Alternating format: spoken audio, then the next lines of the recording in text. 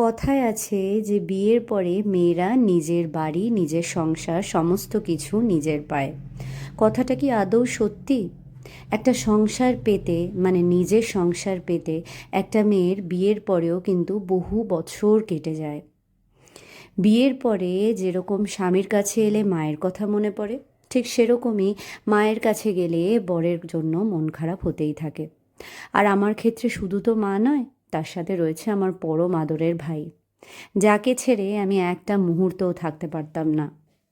ও আমার কাছে বলা যেতে পারে আমার প্রথম সন্তানের মতো, যেহেতু আমাদের মধ্যে অনেকটা এজ ডিফারেন্স। যাকগে, আজকে সেই কথা নয়, আজকে হলো অন্য কথা।